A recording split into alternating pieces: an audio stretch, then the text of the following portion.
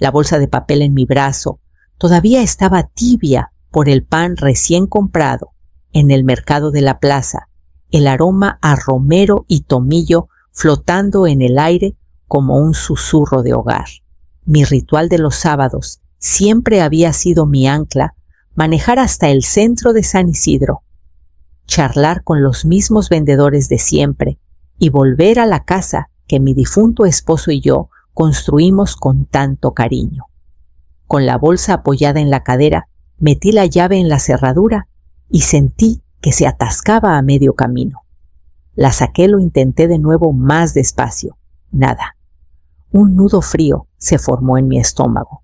Revisé el llavero, como si fuera una tonta pensando que tal vez por error había traído la llave de mi taller. Pero no era la llave de mi casa. Entonces vi la nota pegada justo encima de la perilla.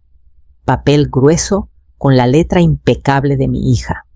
Por seguridad, llámanos. Por un instante, las palabras no tuvieron sentido. Seguridad. Llámanos estaba tratando de entender cuando una risa fuerte llegó desde el porche de al lado. Me giré y ahí estaban Florencia, mi única hija, con sus gafas de sol enormes, y Emiliano, su esposo, recostado en una silla como si fuera el rey del barrio. Vaya, llegaste temprano, dijo Florencia, saludándome con la mano como si yo fuera una visita inesperada. Ya tomamos la decisión de reasignar la casa. Doña Rosario necesita estabilidad a su edad. Antes de que pudiera responder, Emiliano sonrió y señaló mi puerta con la barbilla. Por ahora puedes quedarte con alguna amiga.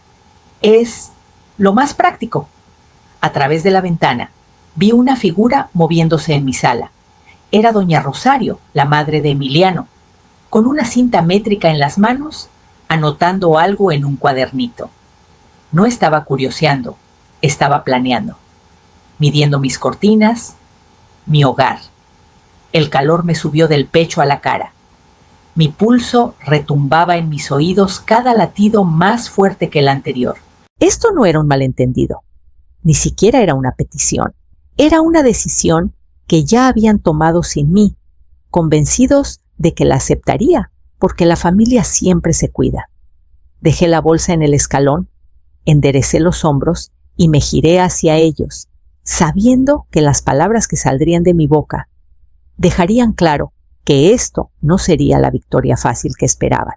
Antes de doña Rosario y su cinta métrica, antes del tono frío y ensayado de Florencia, esta casa no era más que una vieja casona estilo colonial al borde de la carretera costera de Bahía Azul. La pintura estaba descascarada, el tejado cedía y el porche crujía bajo su propio peso. La mayoría veía un error caro. Mi esposo Salvador vio un hogar. Pasamos 2 años dándole vida. Los fines de semana los dedicábamos a lijar los pisos hasta que nos dolían las manos, y las noches a elegir colores que hicieran que las habitaciones brillaran como si el sol nunca se pusiera. Salvador construyó los estantes de la biblioteca para mis dibujos botánicos. Yo planté los rosales en el jardín, de esos que florecen con fuerza, incluso con el aire salado. Florencia tenía 10 años cuando nos mudamos. Por primera vez, tuvo su propio cuarto, paredes turquesa, un asiento junto a la ventana. Se acurrucaba ahí con revistas de moda mientras yo trabajaba en el jardín. Ya entonces sus gustos eran caros siempre, atraída por lo brillante y lo nuevo. Cuando conoció a Emiliano en sus 20s, quedó deslumbrada por su encanto fácil y sus promesas relucientes. Yo veía a través de él, pero ella nunca quiso mis advertencias, solo mi aprobación. El año pasado, durante un almuerzo, en su café favorito en el Malecón, sugirió que me mudara a algo más práctico, un departamento moderno en el centro. Dijo que me lo agradecería después sin el peso del mantenimiento. Me reí pensando que era otra de sus ideas descabelladas. Ahora ese recuerdo cayó como una piedra en mi estómago. Sentada en mi coche frente a la casa, apreté el volante hasta que me dolieron los nudillos. La bolsa del mercado Seguía a mi lado con las hierbas marchitándose por el calor. Las palabras de Florencia, la sonrisa arrogante de Emiliano, las mediciones silenciosas de doña Rosario, todo encajaba en una imagen que no quería ver, pero no podía ignorar. No fue algo repentino. Fue paciente, planeado, ejecutado con la confianza de quien sabe que el blanco no verá venir el golpe. Respiré hondo, ya sintiendo la forma del siguiente paso formándose en mi mente. Ni siquiera esperé a guardar las compras. Sentada en el coche con la puerta aún abierta, marqué a Florencia. Contestó al tercer tono, su voz cálida y pegajosa, como miel que se ha echado a perder. Es temporal, mamá. Nos lo agradecerás cuando veas lo fácil que será todo. De fondo escuché a Emiliano, su voz baja pero presumida. La policía no se mete en arreglos familiares, dijo como si no supiera que lo oía perfectamente. Luego la voz de doña Rosario se sumó envuelta en una condescendencia educada. Siempre serás bienvenida a visitar. Con cita, claro. Apreté el teléfono con fuerza. Tienen exactamente 2 horas para cambiar esas cerraduras o llamo a la policía. Y si creen que no lo haré, pónganme a prueba. La risa de Emiliano fue cortante. Está siendo dramática. Solo estamos haciendo esta transición más suave para todos. Todos, repetí mi voz plana. ¿Quieres decir para ustedes? Colgué antes de que mi temperamento estallara por completo. Mis manos temblaban, pero no de miedo. Era la pura rabia de la traición. Esa noche no dormí en mi cama. En cambio, manejé hasta la casita de madera de Jacinta Flores, al otro lado de San Isidro. Abrió la puerta, en pantuflas me miró y me hizo pasar sin decir una palabra. Sin preguntas, solo una taza humeante de té de manzanilla en mis manos. El aroma familiar debería haberme calmado. No lo hizo. Sentada en su sofá, repetía cada palabra, cada tono en la voz de Florencia, la seguridad arrogante de Emiliano, el reclamo casual de doña Rosario sobre mi hogar. Esto no era un malentendido y no iba a desvanecerse con el tiempo. No estaban negociando, estaban marcando territorio. Entre la medianoche y la primera luz que se colaba por las cortinas, mi enojo se transformó en algo más frío. Esto ya no se trataba de mantener la paz, se trataba de proteger mi hogar. Jacinta ya había preparado una cafetera para cuando entré arrastrando los pies a su cocina. Me sirvió un café fuerte y negro como me gusta y se sentó frente a mí con esa mirada cautelosa que pone la gente cuando decide cuánto puede soportar antes del desayuno. Algunos vecinos han estado hablando. Empezó tamborileando los dedos en su taza. Dicen que Florencia anda contando que te vas a mudar a una residencia para mayores. Las palabras flotaron como humo. Mi mandíbula se tensó. Era brillante en su fealdad, una historia que explicaba por qué doña Rosario se mudaría mientras me pintaba como alguien que se hacía a un lado en silencio. En un pueblo pequeño como San Isidro, una vez que una historia así prende echa raíces. Jacinta dudó, luego se acercó más. Eso no es todo. El negocio de construcción de Emiliano perdió 2 de sus contratos más grandes y escuché que la casa de doña Rosario está en ejecución hipotecaria. No solo busca estabilidad, está huyendo de un barco que se hunde. Las piezas encajaron en mi mente, la mentira cobró sentido. No era solo un abuso de poder, era supervivencia, y habían elegido mi casa como su bote salvavidas. Para el mediodía, estaba sentada frente a Esteban Rivas, en su oficina esquinera, el mismo hombre que ayudó a Salvador y a mí con la escritura de la propiedad cuando compramos la casa. Su corbata seguía torcida como siempre, pero sus ojos eran agudos. Si logran establecer correspondencia en tu dirección o cambian los servicios a su nombre, dijo Esteban, golpeando un bolígrafo contra el escritorio, las cosas se complican. Las leyes de desalojo pueden ser un lío incluso si eres la dueña legítima. Tienes que actuar antes de que dejen un rastro en papel. Pensé en doña Rosario, dentro de mi sala ayer, con su cinta métrica. Si ya había comenzado a cambiar cosas, ¿cuánto faltaba para que llegara la primera factura a su nombre? El bolígrafo de Esteban se detuvo. Podemos adelantarnos, pero el reloj está corriendo, Amalia. Y supe entonces que no solo estaba compitiendo contra su ambición, estaba compitiendo contra la definición legal de quién pertenecía a mi propio hogar. A la mañana siguiente, manejé directo a la comisaría. El oficial en el mostrador escuchó mientras desglosaba la secuencia: mi llave no funcionaba, la nota en la puerta, doña Rosario ya dentro. Cuando mencioné que habían cambiado las cerraduras sin mi consentimiento, asintió y comenzó a llenar la denuncia por allanamiento y cambio ilegal de cerraduras. Firmar mi nombre al final del formulario fue extrañamente satisfactorio, como si hubiera colocado la primera piedra sólida en un muro que no podrían escalar. De ahí fui a la oficina de títulos del condado. La empleada, una mujer delgada, con lentes de lectura, en la punta de la nariz, no se inmutó cuando expliqué mi situación. Me guió para registrar la propiedad, asegurando que no se procesara ninguna transferencia de propiedad sin mi aprobación directa y en persona. Cuando estampó el documento final, sentí que parte del peso en mi pecho se aliviaba, no del todo, pero lo suficiente para respirar. Esa tarde fui al cobertizo del jardín a buscar una palita para despejar la mente.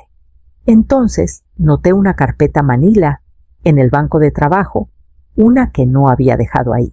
Mi nombre no estaba en ella, pero mi dirección estaba impresa con letras claras en la portada. La abrí. Dentro había páginas de presupuestos, tableros de inspiración, recortados de revistas de diseño y notas detalladas de demolición.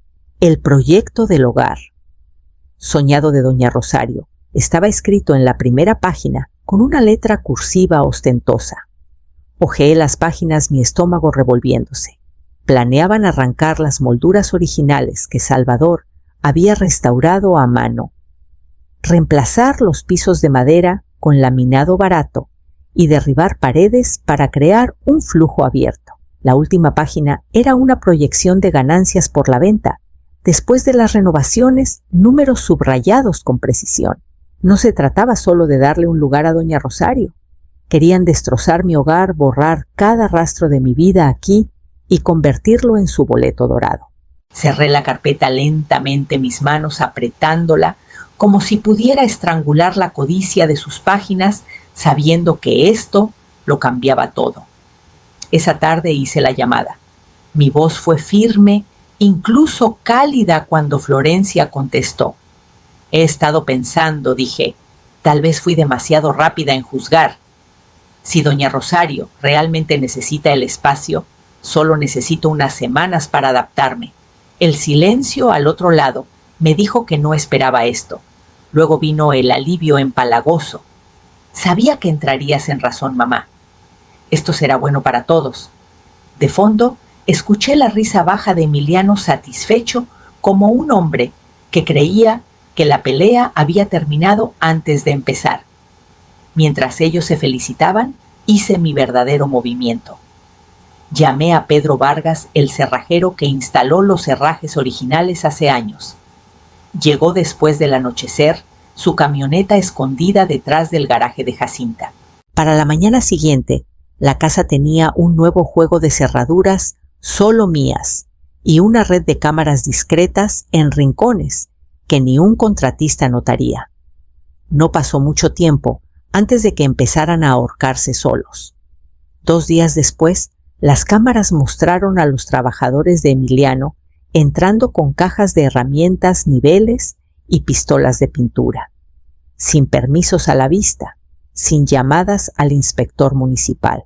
Luego, en un video que me heló la sangre, vi a doña Rosario y otra mujer sacando el armario antiguo de mi abuela por la puerta principal. El roble, tallado herencia de 3 generaciones, estaba siendo metido en una camioneta de alquiler, con las puertas apenas cerrando. Una búsqueda rápida confirmó que las placas Eran de un almacén al otro lado del pueblo. Quise correr allá, exigirlo de vuelta, pero me contuve. Las grabaciones eran oro, y cada movimiento imprudente que hacían era otro clavo en su propio ataúd. Las cámaras siguieron grabando y yo seguí recolectando. Cada caja marcada, como donar cada conversación susurrada sobre plazos, cada paso hacia su visión del hogar soñado de doña Rosario, se convertía en parte de un expediente que ningún abogado podría ignorar. Ya no solo estaba defendiendo mi hogar, estaba dejando que construyeran el caso por mí, ladrillo por ladrillo. Esteban extendió los impresos sobre su escritorio, su ceño fruncido profundizándose con cada página. Le llevé las últimas grabaciones de las cámaras, pero lo que encontró iba mucho más allá de muebles robados y trabajo sin permiso. Presentaron esto, dijo, deslizando un documento hacia mí.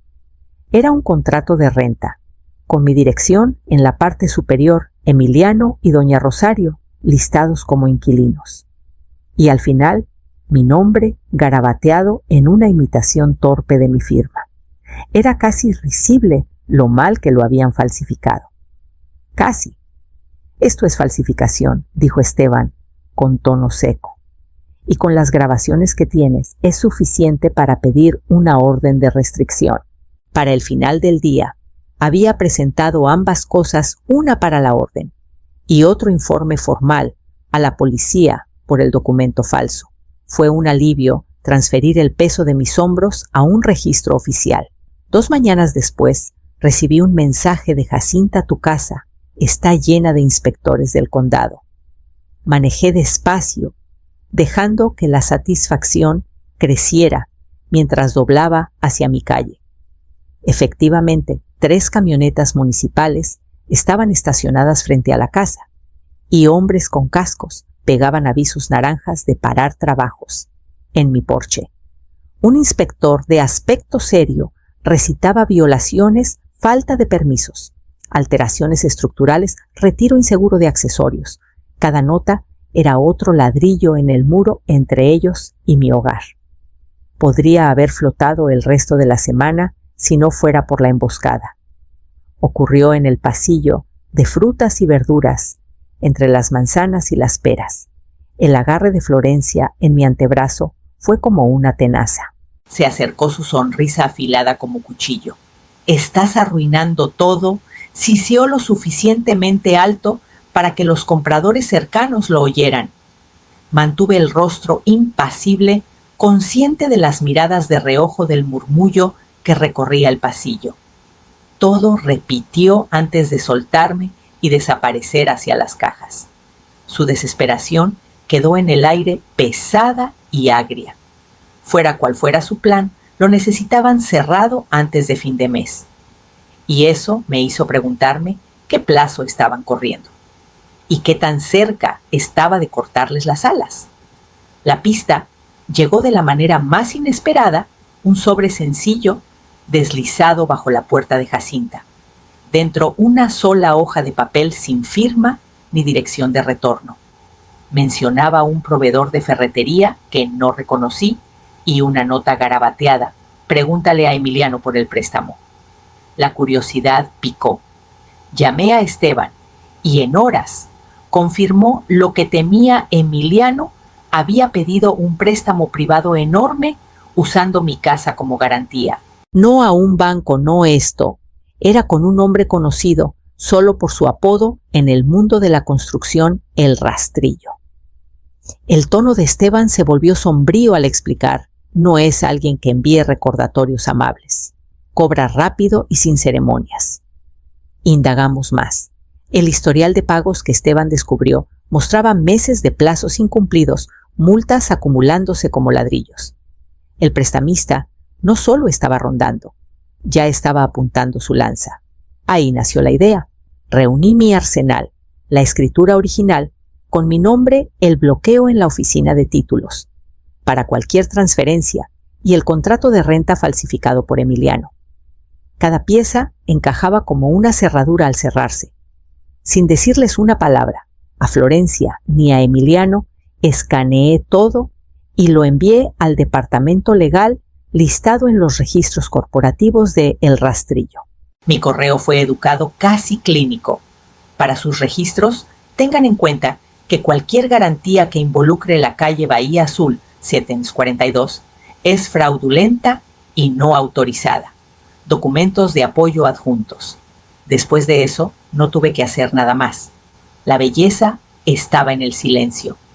Casi podía escuchar el reloj contando en su mundo, igual que había contado en el mío cuando descubrí las cerraduras cambiadas. Solo que ahora la cuenta regresiva no llevaba a mi desalojo, sino al suyo.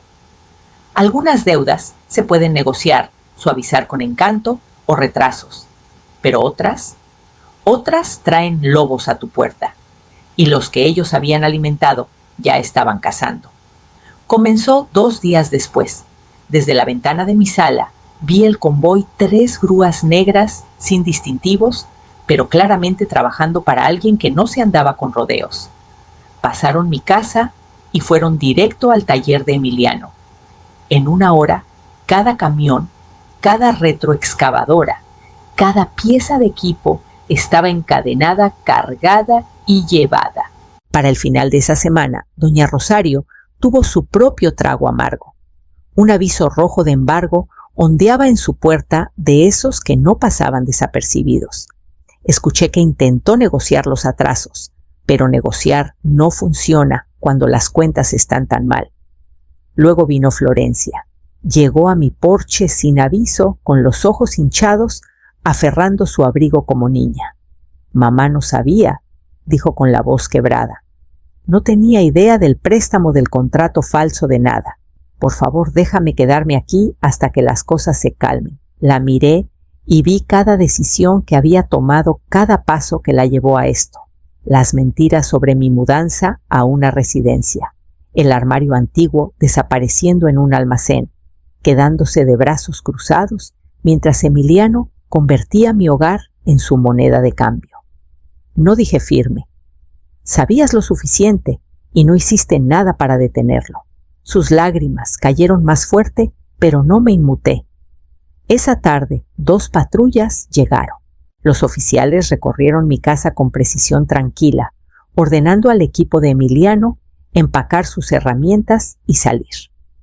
Uno me entregó una copia de los cargos: fraude, ingreso ilegal, cambio de cerraduras ilegal.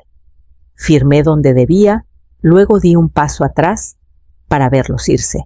El sonido de las botas en mi porche, el portazo de las puertas de las patrullas. Fue la primera vez en meses que el aire alrededor de mi casa se sintió limpio. No grité, no me regodeé, ni siquiera les dije que se alejaran. Solo dejé que el silencio colgara entre nosotros, pesado y final, mientras la puerta se cerraba tras de mí. Pasaron 2 estaciones antes de que la casa volviera a sentirse mía. Desaparecieron los restos de los planes de otros, las pilas de herramientas, la sombra de pasos no deseados. En su lugar, creé algo nuevo: mesas llenas de pinceles, frascos de pintura y lienzos, a medio terminar, esperando a las mujeres que venían cada semana.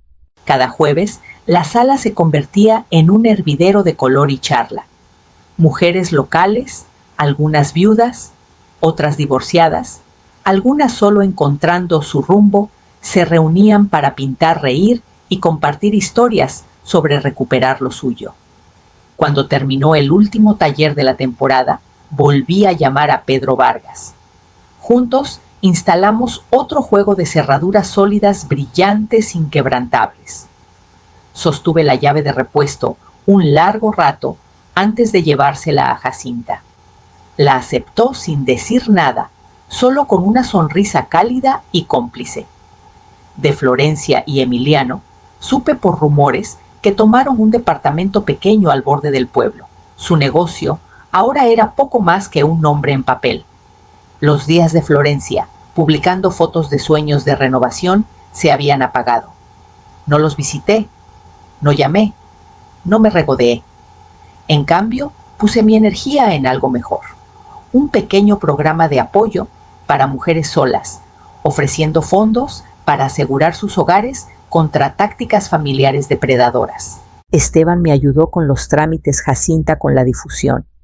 Nuestra primera beneficiaria fue una madre joven, sorprendida por el intento de su propio hermano de sacarla de su casa.